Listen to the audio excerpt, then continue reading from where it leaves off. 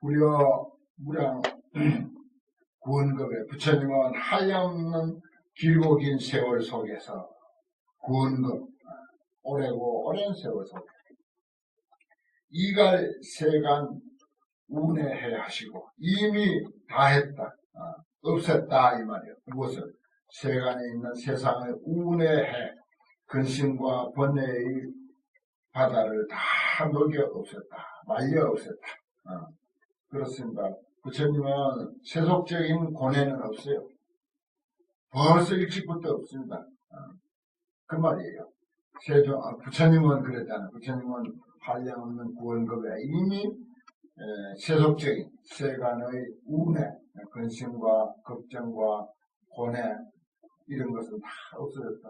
뭐 세속적인 그런 고뇌야 중생들만 하지 부처님이 뭐 할 일이 있습니까? 없어졌죠 다. 보살도 그렇습니다. 보살도 걱정이 있다면 어떻게 하면 저 어리석고 불쌍한 중생들을 제도할 것인가? 저들을 어떻게 가르칠 것인가? 어리석어서 나쁜 짓 하고, 어리석어서 남을 괴롭게 하고, 어리석어서 공공행령하는 거예요, 사실은. 어리석어서 사기치는 거예요. 그 사람들이 다 어리석어서 그렇습니다. 현명한 사람은 그런 짓 안 해요. 제대로 현명한 사람은. 그 좋은 자리에 있으면서 아들을 꼭 그렇게 결랑하게 해야 되느냐. 그렇게 꼭 살아야 되냐 말이에요. 그거 다 어리석어서 그런 거예요. 저 옆에 큰 대자 들어간 사람 아들들이 막 이렇게 TV에 누구 아들은 어디 갔고 누구 아들은 어디 갔고 하면서 사진까지 계속 이렇게 큼직큼직하게 부각시키는데 미안해서 보기가 참 그렇더라고요.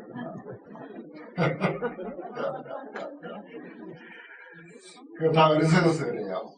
조금만 현명하면은 다 세상 돌아가는 이치를 많이 이렇게 살펴 관찰해서 순리대로 살면 아무 일이 없을 텐데 역행하고 순리에 역행하면서 사니까 그렇습니다. 광벽 이진 청경도 하사 광벽 널리 열었다. 이진 청경도 진 문지죠. 번뇌를 진이라고 하는 번뇌를 떠난 청경도 깨끗한 도를 널리 열어가지고서 영유 중생 지혜 등이로다. 부처님은 결국 뭐야? 당신의 깨달음을 통해서 중생들을 현명하게 살고 지혜롭게 살고 슬기롭게 살도록 하는 겁니다. 영유 중생 지혜들 영원히 중생들의 지혜의 등불을 밝히고자 하는 것이다. 밝히려 빛날려 영원히 빛나게 한다. 하루는 참 현명하게 잘 살았는데 오늘 환경 공부했으니까 오늘은 그런 대로 막 환경 생각이 나서 뭐 순리대로 내 복 많지만 산다. 나에게 인연된 거 많지만 산다라고 이렇게 좀 현명하게 살았는데 그만 내일 되면 또 이제 까먹고 그래요. 그래서 영자를 쓰는 거예요. 길영자. 오랫도록 중생들에게 꺼지지 않는 지혜의 등불을 밝혀주고 싶다 하는 게 이게 깨달은 사람. 보살들의 자비심이고 부처님의 자비심이야. 그래서 여기 우리 등불도 결국 그 등이거든요. 그 등 똑같은 등이라. 그래 우리 일년 등도 피고 인등도 피고 초파일 등도 피고 이렇게 달아놨습니다. 세계에서 초파일 등 치고 제일 아름답고 깨끗한 등. 제일 정성이 많이 들어간 등. 저 이름 능단 쓰는 거 보십시오. 얼마나 능필로 잘 썼습니까? 우리 사경반도 솜씨예요.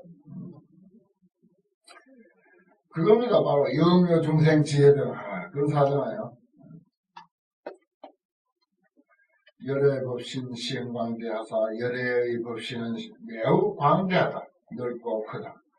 열의 법신 진리의 몸 이 말입니다. 열의 진리의 몸은 시행광대하다. 시방변제 불가득이라 시방변제에도 시방에서 그 끝까지 그 열의 법신을 찾으려고 찾아봐도 가히 얻을 수가 없더라. 너무 크니까 어디까지가 열의 법신인지 알 수가 없다. 이 말은 무슨 말인가 하면은 우리는 열애니 부처님이니 이렇게 하면은 기존의 불교 상식으로는 어떤 고정된 형태로서의 열애, 고정된 형태로서의 부처님이 계신 줄로 그렇게 알아요.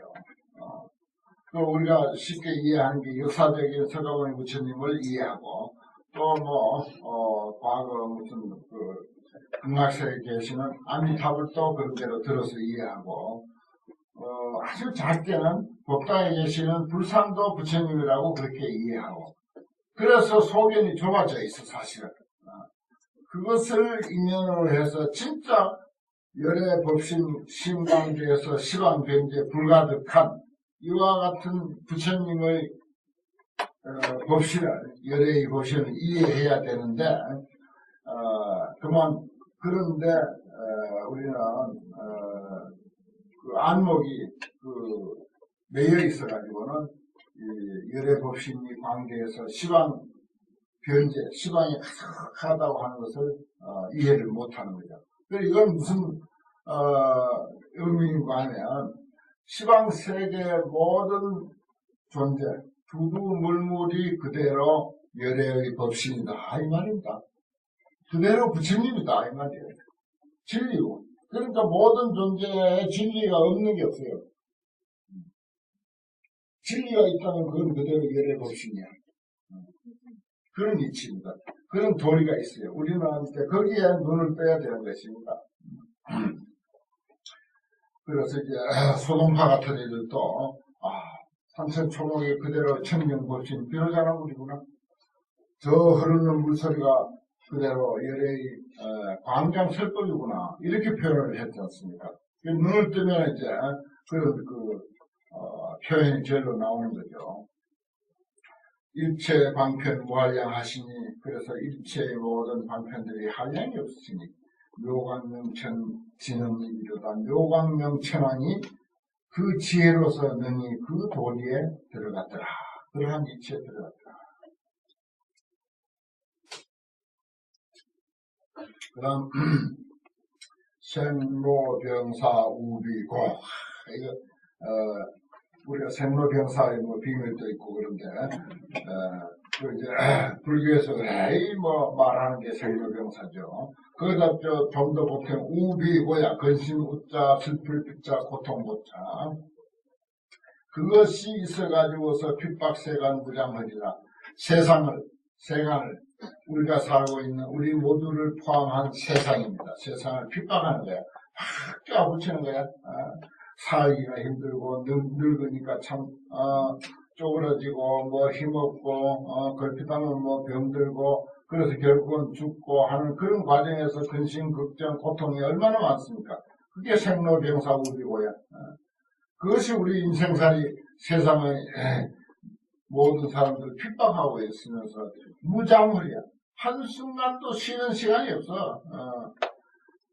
집안이 크면 곳곳에서 탈나죠. 한 곳에서 탈나고 고쳐놓으면 저쪽에서 또 탈나고 작은 아들 고쳐놓으면 큰 아들이 탈나고 큰 아들 고쳐놓으면 손자가 탈나고 손자가 고쳐놓으면 할아버지가 탈나고 한 집안만 하더라던데 그런 거예요. 한 집안만 하더라고. 그런데 부처님은 세상 사람을 전부 자기 가족으로 본 거야. 부처님 안목으로 세상을 전부 자기 가족으로 보니 얼마나 곳곳에서 탈이 많이 나겠어요. 한국에 고쳐놓으면 미국에 탈라고, 미국에 고쳐놓으면 아프리카에 탈라고, 아프리카에 고쳐놓으면 러시아에 탈라고. 끝없이 탈라는 거예요. 그냥 무자물이 잠깐도 쉬는 기간이 없더라. 세상사를 이렇게 환경처럼 아주 소소하게 잘 밝혀놓은 경전이 없어. 그러면서 결국은 이제 지혜로서 슬기롭게 헤쳐나가라. 그리고 지혜의 눈을 뜨고 보면 사실은 그대로가 완전하다. 안 먹으면 배고파야 되고 병들면 아파야 되고 태어나서는 죽어야 되는 거예요. 당연히 오는 거라. 봄이 왔으니까 지금 가을 왔잖아요. 봄 지나가고 겨울 지나가고 가을 온 거야. 머지않아서 곧 겨울이 온다고요. 이걸 마음에 제로만 우리가 흡수해서 받아들이고 있으면은 생로병사 우비고 그 어떤 상황에서도 담담할 거예요. 왔구나. 해가 졌구나, 해가 떴구나 하는 것을 이해하고 수용하듯이 해 뜨고 지고 하는 것 수용하는 것처럼만 우리가 모든 우리 삶의 그 현장에 일어나는 일들을 그렇게 이해한다면 그야말로 참 태평성대죠. 대사에서 실제 하시니 대사는 큰 우리 옛날에 조선시대 스님들 낮춰서 부를 때 대사하고 이제 유생들이 그렇게 불렀어요. 사실 이게 부처님을 보고 하는 소리가 대사, 큰 대자 스승사자, 큰 스승 이런 말이죠.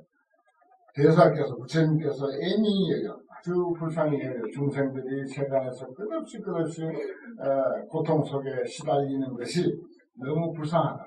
그래서 맹석호 다 제도한다.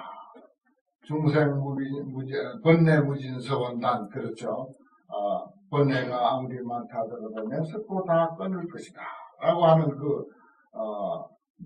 서원, 부처님이나 보살은 사실은 서원이 중요합니다. 맹석호 다 제거하십니다. 다 제도하려고 그렇게 서원을 세우고 있습니다. 다 제도되지는 않겠죠. 다 제도되지는 않지만 불자는 제도하겠다는 그런 꿈을 가지고 영원히 보살행을 펼치는 그 삶이 중요한 것입니다. 언제 그렇게 되겠어 하고 포기하는 삶보다는 끝없이 고통은 일어난다고 하는 사실을 알면서도 그래 누가 이기나 보자 하고 켜이 원력을 세우고 그 고통을 제도해 주려고 하는 그런 보살의 원력 이게 중요한 것입니다. 무진해광이 능 가교다. 무진해광 천자가 능히 가교 깨달았더라. 열의 환지 무소여 불여환지 그렇습니다. 부처님의 환과 같은 지혜 그 말이에요. 여환 비지 자리 비자를 넣으면은 여환 비지가 되고 여기는 이제 비자가 이제 생략이 됐는데 환과 같은 지혜야. 그건 걸린 바가 없어. 환과 같은 지혜라고 하는 것은 예를 들어서 마술사가 마술을 부리면은 그 마술은 참 신기하잖아요. 부처님이 쓰시는 지혜와 자비도 마술사의 마술과 같은 거예요. 없는 듯 하다가 마음대로 만들어내는 거예요. 그러면서 또 없고, 그러면서 마음대로 만들어내고, 이것이 부처님의 자비와 지혜입니다. 그래서 여환 비지 또는 여환 지 그렇게 해요. 환과 같은 지혜다. 실제 하는 게 아니에요. 부처님이 한 생각 일으켜서 자비를 또는 지혜를 사용하려면 그때 어느 순간 일어나는 거예요. 어느 순간 일어나기 때문에 그래서 환과 같다 이런 표현을 합니다. 우리도 마찬가지잖아요. 우리도 어떤 자비심을 일으켜서 무슨 세상에 보탬이 되는 좋은 봉사활동을 하겠다. 좋은 행위를 한번 내가 하겠다. 그러면 가만히 있다 어느 순간 내 마음에서 그런 훌륭한 마음이 일어나면은 바로 행동으로 옮기잖아요. 그것이 실체가 없는데도 불구하고 우리 마음 한 생각이 일어남으로 해서 그런 어떤 현상을 자아내는 것. 그게 여환입니다. 환과 같다. 이렇게 표현하는 거죠. 걸림이 없으며 삼세법에 신임명 따라서 부처님은 삼세법에 있어서 과거, 현재, 미래의 모든 법에 있어서 신임명 따라 다 밝게 통달했다. 오입중생 심행중 하시니 그래서 부처님의 환과 같은 지혜가 중생의 심행 중에 널리 들어가 중생들이 어떻게 사는가 중생들의 마음을 어떻게 쓰는가 마음을 어떻게 쓰고 그 마음에 따라서 어떻게 행동하는가 하는 것을 일일이 다 관찰하고 다 알아. 그게 보입이야. 중생의 심행 가운데 널리 다 들어가시니 선화천지 경계다. 이것은 선화천왕의 경계더라. 네 번째 개성이니까 저희가 앞에 나왔던 그 네 번째 서나 반음천왕, 구체적으로 하면 이름이 그렇죠. 전부 이제 천왕 이름을 모르게 생략이 됐습니다. 그 다음 다섯 번째, 총기 변제 불가득이며 총기의 끝이 가히 얻을 수 없으며 총기. 부처님은 모든 것을 기억해 가진다. 우리가 다란이를 번역하면 총지 그래요. 그래 이제 다란이를 총지라고 그렇게 하니까 뭐 심묘장구 대다란이 외우면 총명해지는 줄 알아. 그래고 다 기억을 잘하는 줄 안다고. 심묘장구 대다란이 외우면 그것은 실력으로 기억력이 없던 기억력이 생기는 게 아니고 심묘장구 대다란이 열심히 외우면 집중력이 생기잖아요. 관세음보살을 부르거나 화두를 들거나 경을 보거나 무엇이든지 집중력이 생기는 거야. 그러면은 집중력 생기는 데서 이 총기력, 기억력이 거기에 따라오는 것이지 꼭 뭐 다란이를 외워야 기억력이 뛰어나고 그런 것은 꼭 아닙니다. 하지만 이게 다란이 하면 어딘가 우리가 신비감이 있잖아요. 우리가 그 뜻도 잘 모를 분들은 뭐 신묘장구 대다란이니까 하고 그래서 요즘 아주 신묘장구 대다란이 외우는 그런 그 기도가 상당히 성행을 하고 있지 않습니까? 그런데 화엄행자 최소한도 화엄경 공부하는 사람들은 뭐 그런 문제 그렇게 크게 현혹될 것은 아닙니다. 그러나 하면 좋죠. 하면 틀림없이 집중력도 생기고 그렇습니다. 변제대 영문이다. 또 부처님은 총기도 끝이 없고 변제 설법하시는 그 변제도 큰 바다와 같아서 또한 다음이 없다. 그러니까 이런 화엄경이 이렇게 나오는 거죠. 변제가 대해와 같아서 또한 한량이 없더라. 변제 대해. 능전청정 요구는 하시니 그래서 부처님이 잘 기억하는 총기력과 변제력 이것을 가지고 뭘 하시려고 하는가?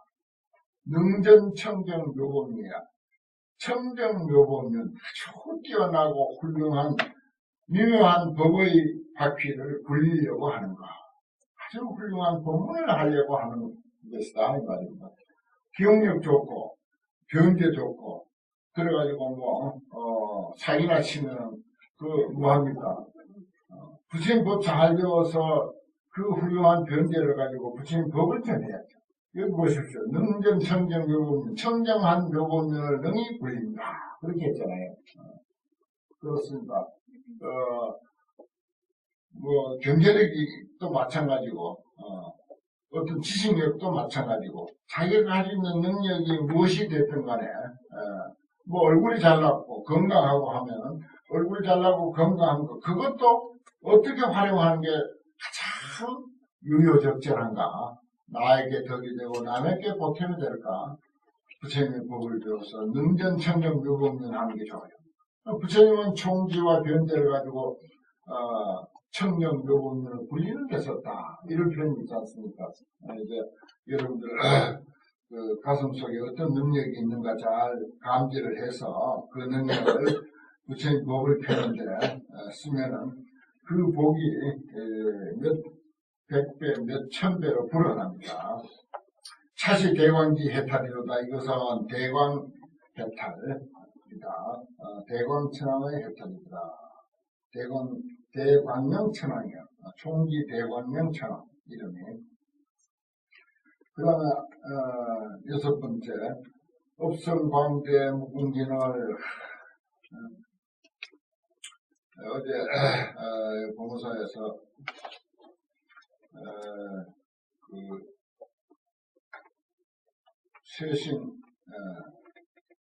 쇄신위원회 소위원들이 이제 모여가지고 밤새도록 뭐 어떻게 하면은 불교가 바로 서고 종단이 바로 서고 할까 하는 것을 이제 의논을 하는데 저기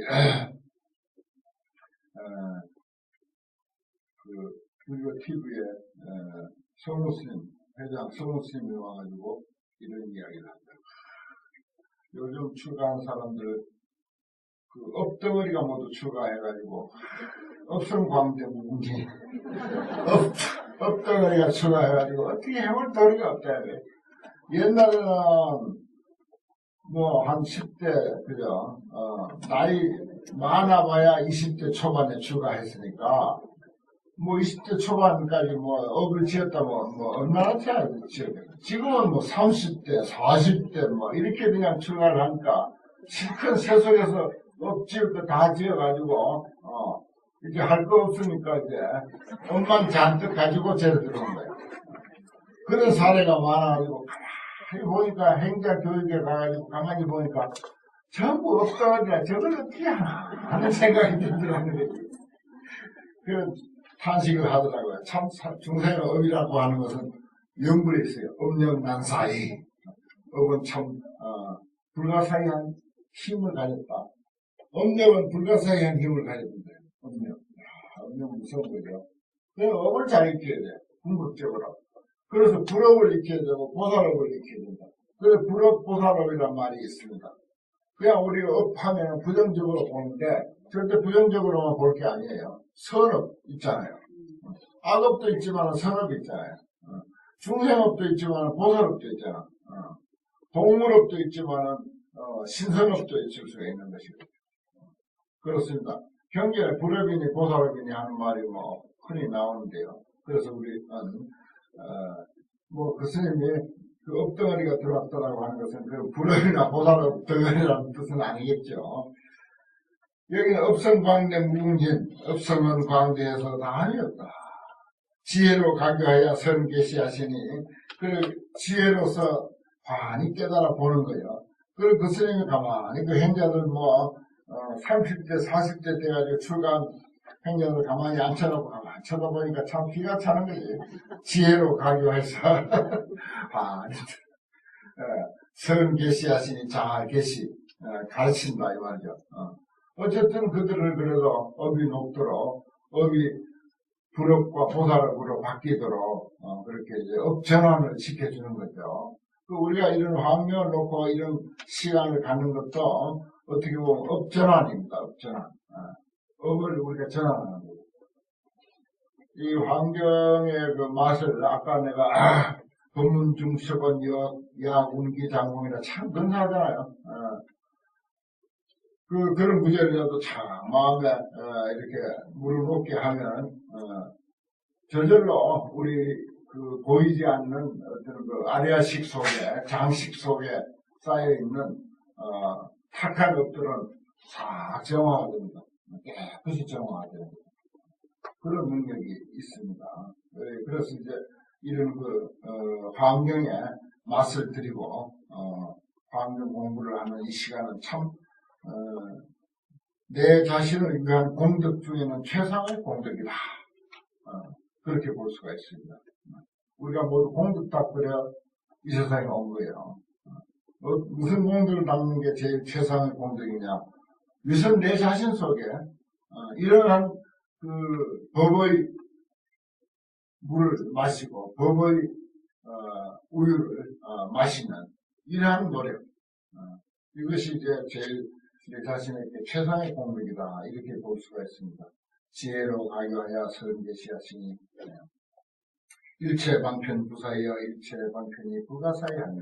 그렇죠. 부처님께서 업을 먹이는 그 방편은 말하자면 무수히 많습니다. 그래 모든 방편이 불가사의하다.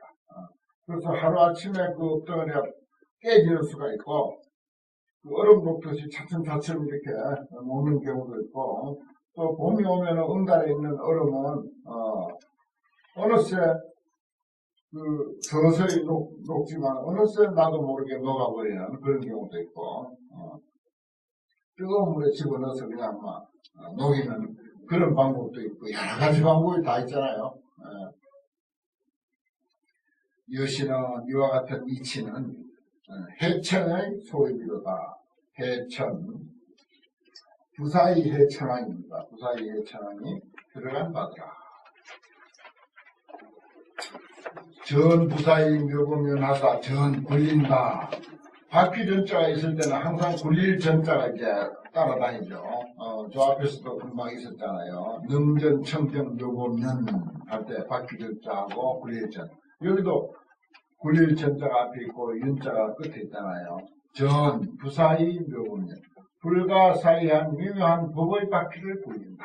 법문이라는 뜻입니다. 부처님 법문하시는 것을 이렇게 이제 법륜을 굴린다. 그렇게 표현하는 거예요. 그 불교의 법륜 마크 알죠?